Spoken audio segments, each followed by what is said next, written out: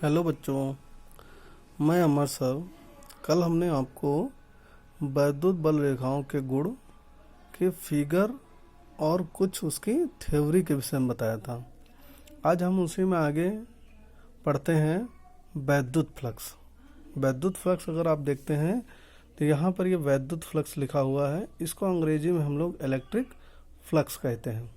अगर हम इसकी परिभाषा देखते हैं तो वैद्युत क्षेत्र में किसी स्थित किसी पृष्ठ से संबद्ध वैद्युत फ्लक्स उस पृष्ठ में होकर गुजरने वाली बल रेखाओं की माप है। अगर हम बच्चों इसको फिगर में देखते हैं तो देखिए हमने एक एरिया बना रखा है और इसको हमने कैपिटल एस से लिया है, यानी कि एक पर्टिकुलर एरिया है। और इस पर्टिकुलर एरिया से ये आपकी जितनी लाइंस आप देख रहे हैं स्ट्रेट लाइन, ये वैद्युत बल रेखाएं निकल रही हैं, यानी कि इस पूरे एरिया को कवर करते हुए ये आपकी वैद्युत बल रेखाएं निकलेंगी। तो हम लोग इसको क्या बोलते हैं? वैद्युत फ्लक्स बोलते हैं।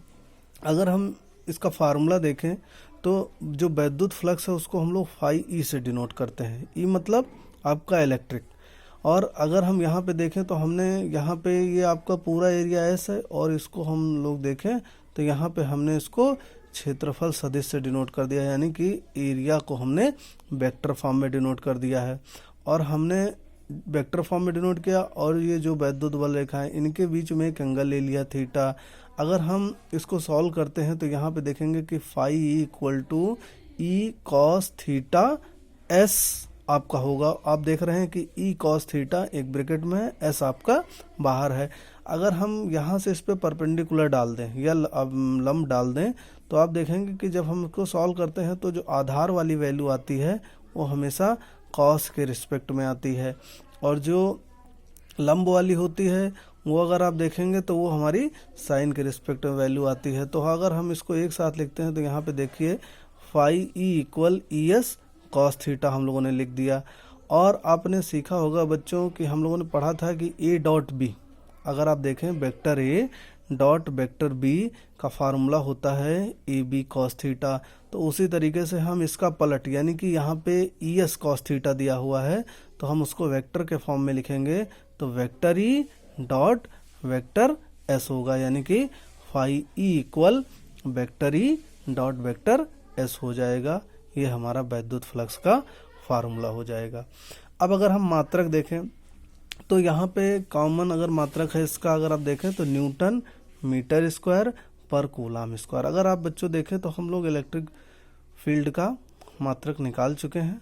क्षेत्रफल का आप जानते हैं मीटर स्क्वायर होता है। और अगर इसका दूसरा मात्रक देखें तो वोल्ट डैश मीटर होता है। और अगर हम इसका बीमी सूत्र देखते हैं तो यहाँ पर M L cube T minus 3 A inverse होता है।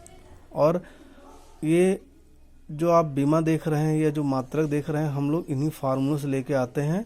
आप पीछे के फार्मूले देखिए और उसमें वैल्यू रखिए तो आपको यही फार्मूला मिलेगा। अब हम बच्चों आगे फिर बात करते हैं वैद्युत द्विध्रुव, यानी कि अंग्रेजी में हम लोग इसको बोलते हैं इलेक्ट्रिक डायपोल। अब इलेक्ट्रिक डायपोल यानी कि वैद्युत द्विध्रुव की हम परिभाषा देखते हैं तो यहाँ पे आपका लिखा हुआ है कि वैद्युत द्विध्रुव वह निकाय है जिसमें दो समान परिमाण तथा विपरीत प्रकृति के आवेश, अब आपका प्लस क्यू भी हो सकता है या माइनस क्यू भी आपका हो सकता है, एक दूसरे से अल्प दूरी यानी कि ब्रैकेट में आपका दिया हुआ है 2l पर स्थित होते हैं। तो ये आपका बच्चों वैद्युत द्विध्रुव कहलाता है। अगर आप देखें तो देखिए यहाँ पे हमने क्या किया है, एक बिंदु ए ले लिया है और इस पर चार्ज माइनस क्यू ले लिया है, और एक बिंदु हमने बी लिया है, इस पर चार्ज हमने प्लस क्यू लिया है।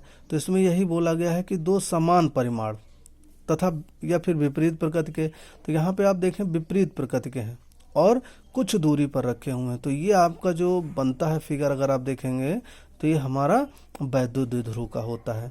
आगे इसी में दिया हुआ है बच्चों आपका कि वैद्युत द्विध्रुव आघूर्ण, तो उसी से आगे रिलेटेड है, यानी कि हम लोग इसको बोलते हैं इलेक्ट्रिक डाइपोल मोमेंट।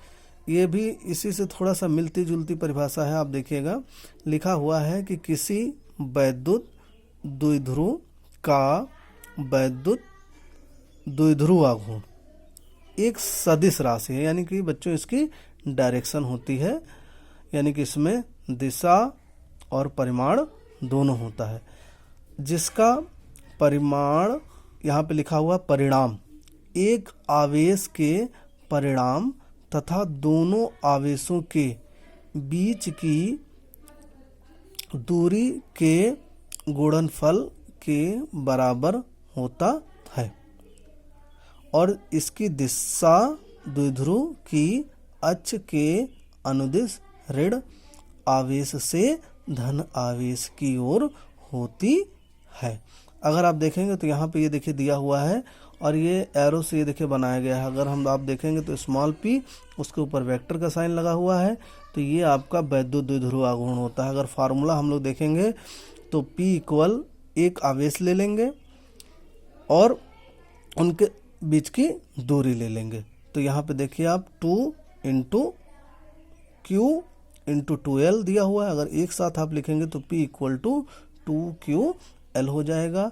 अगर हम मात्रक देखते हैं, चूँकि अंक का कोई होता नहीं है, Q का देखेंगे तो कूलाम हो जाएगा, L का देखेंगे तो मीटर हो जाएगा। तो यहाँ पे आपका कूलाम मीटर हो जाएगा। और अगर हम लोग डायमेंशन देखें तो हम लोगों ने पढ़ा होगा कि कूलाम का आपका 80 होता है। तो यहाँ पे आप देखिए मीटर का L ले लिया है और कूलाम का हमने AT ले लिया है, तो इसको सिस्टम से लिख के LTA कर लिया है। धन्यवाद।